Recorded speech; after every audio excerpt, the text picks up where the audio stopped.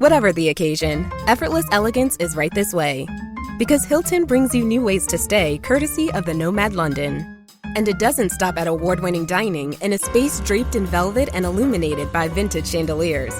No, this day goes beyond with unparalleled personalized service and attentive hospitality. Oh, and did we mention the Nomad London can be booked using your Hilton Honors points at Hilton.com?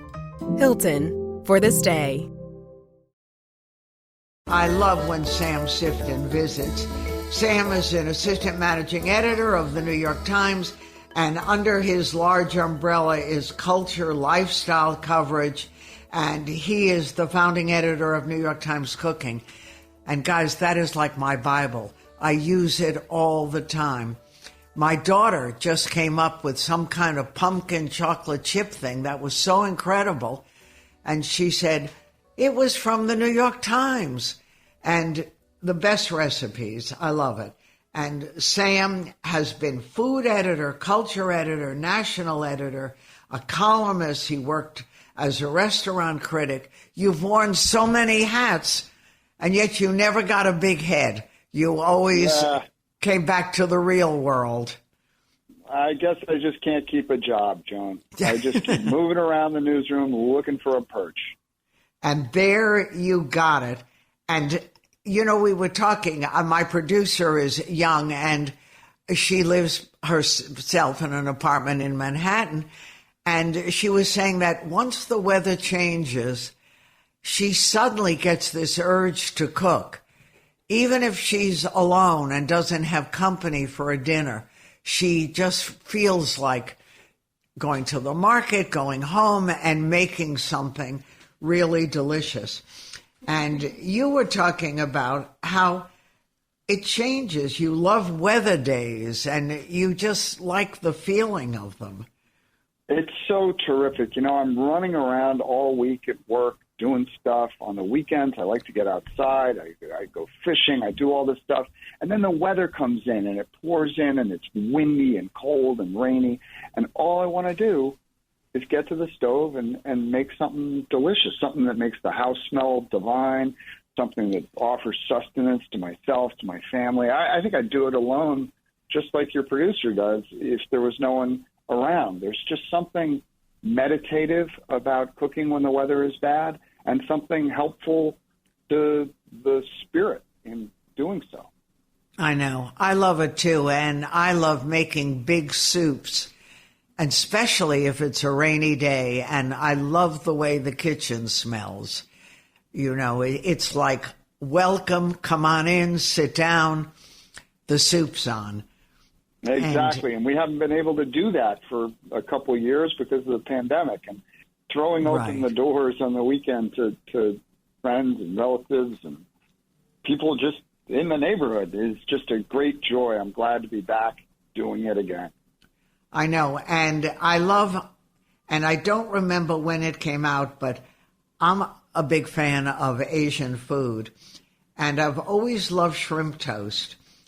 And you had the easiest recipe that I've ever seen. Do you remember that? You pureed the shrimp with scallions and made a paste? Yeah, it's a very, very simple recipe. You just do that. You do exactly what you said. You get an egg white in there to bind everything together.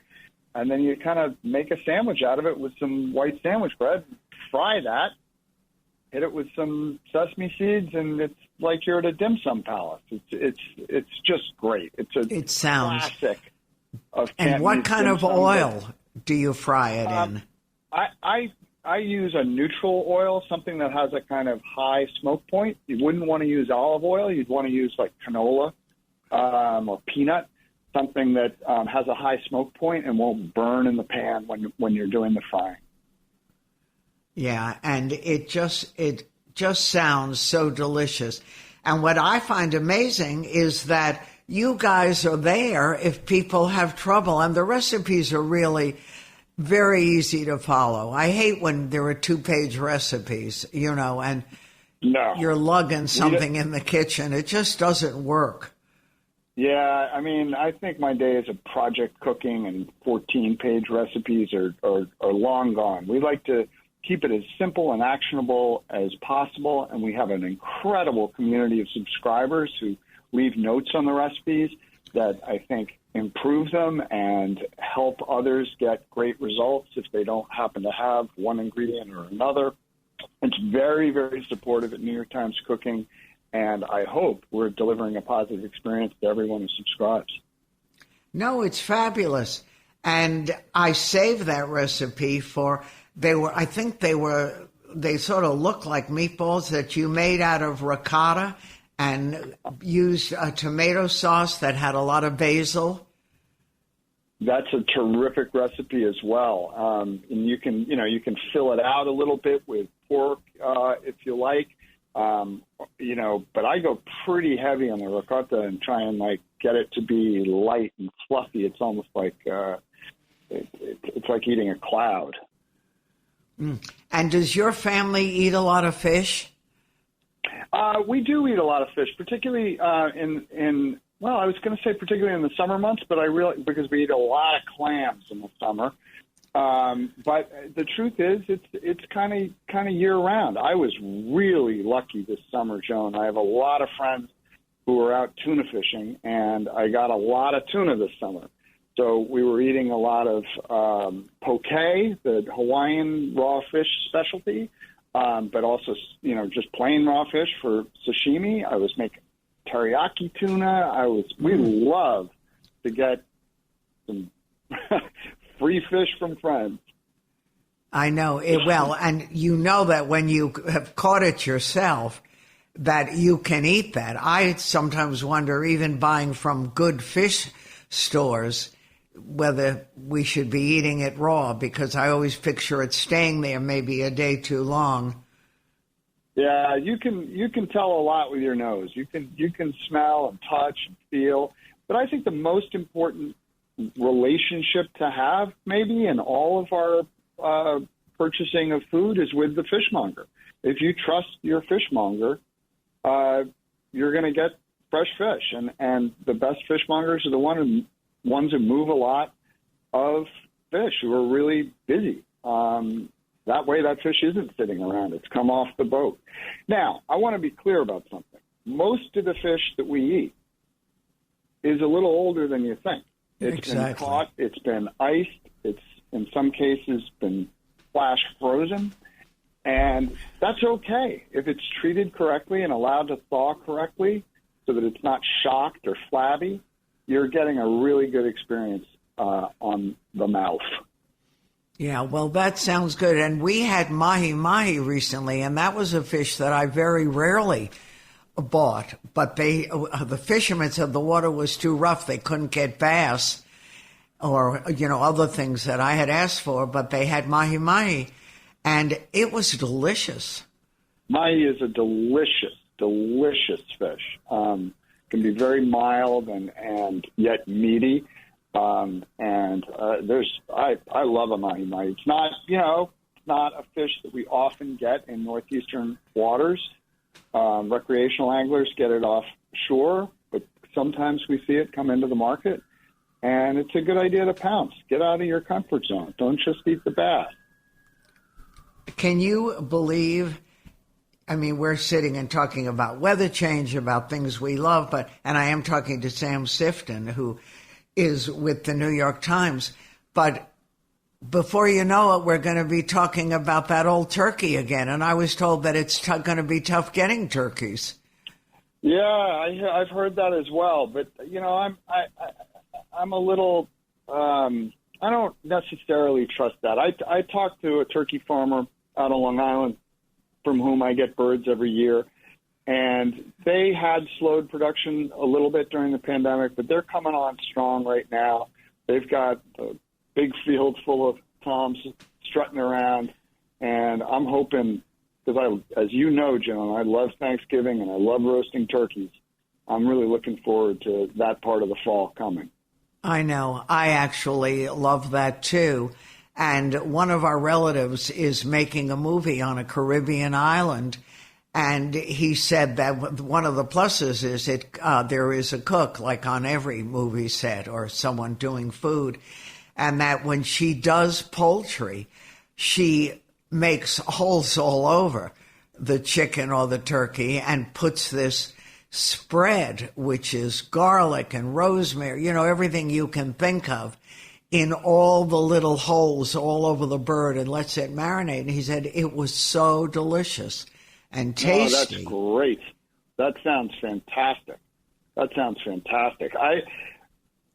I remember a turkey recipe that I still love that involves putting an enormous amount of butter both on the bird and under the bird's skin, and then supplementing that with herbs and showers of salt and pepper. And that makes for an ambrosial turkey, and I imagine would work very well on chicken as well. Yeah, no, that really sounds delicious. Do you have regular meals? Like when I was growing up, we had certain things on certain days.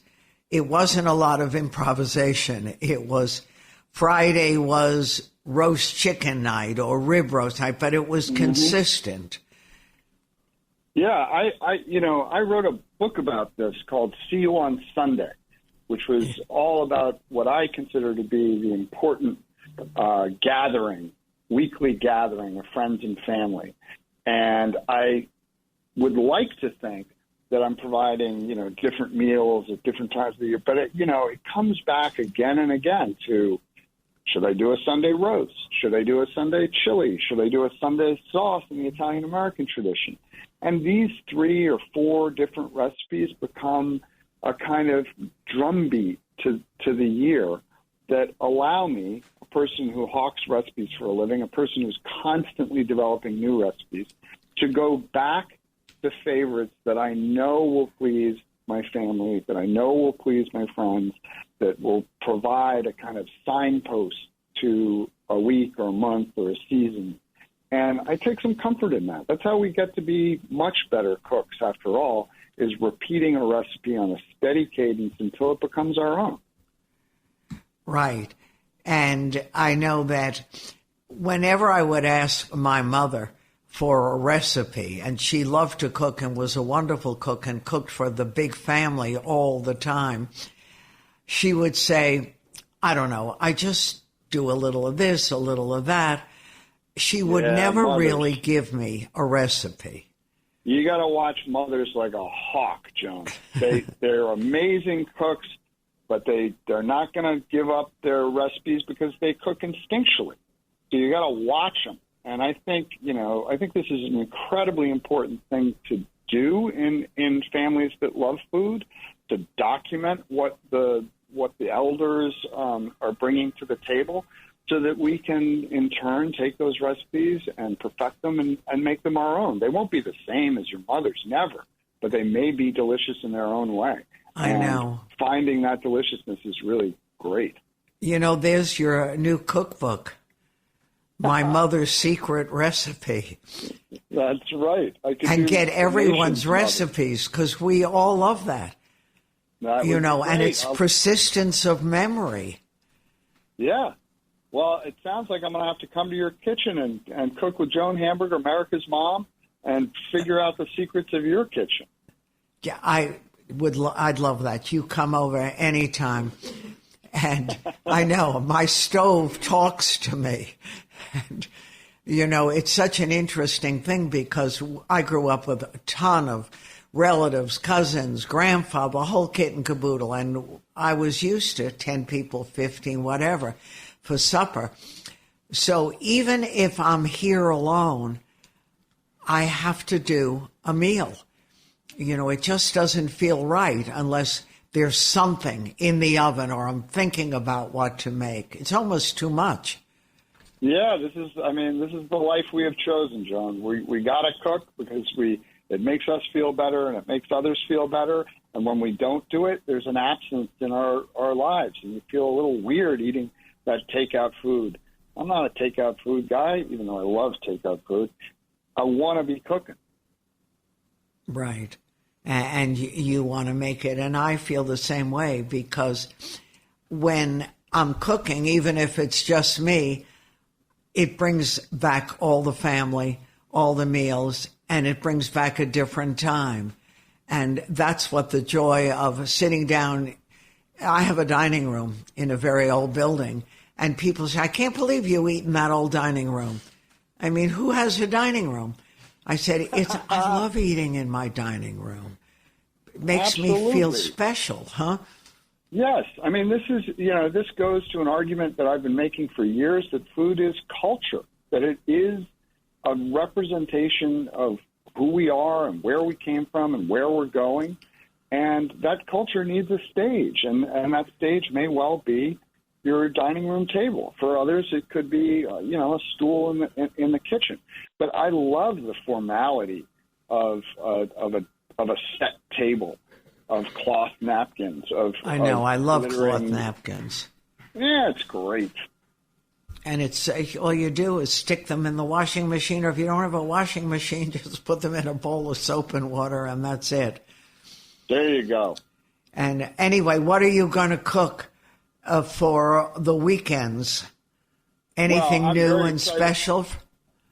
I'm very excited this weekend to be heading to the New York Times Food Festival at Damrosch Park in Lincoln Center on Saturday, where I'll be talking with the cast and crew of FX's The Bear, that great restaurant show that many of us watched over the course of the fall, and to tasting some good food there, and then heading home in exhaustion to, I don't know, maybe I've been cooking a lot, Joan, with boneless, skinless chicken thighs, and making some kind of sauce or marinade, and then just crisping them up in a hot pan and serving them on warm tortillas or over rice. And that's been my sort of go-to over the course of the last couple months. That sounds really good. And now that the last of the tomatoes are still clinging to the farm stands, what could be better on really good white bread than a tomato mayonnaise sandwich? It's one of the perfect sandwiches on earth. I tried to improve upon it last weekend with some beautiful late season tomatoes by I cooked a white pizza, a pizza with ricotta and mozzarella and some grated garlic on top, and I got it bubbling hot and charred around the edges.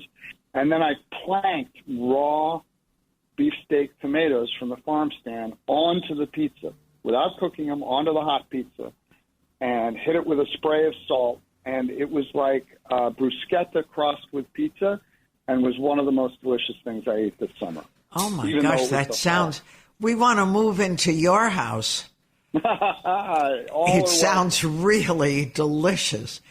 But you know what? It's because you make food so much a part of our lives. It's more than eating. It's the family. It's your friends. It's your world.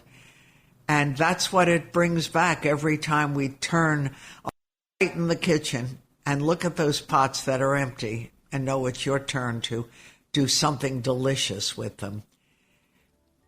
Well, thank you. That's exactly what we're trying to do. Thank you, Sam. Love talking to you, and we'll talk again. Likewise, and talk to you soon.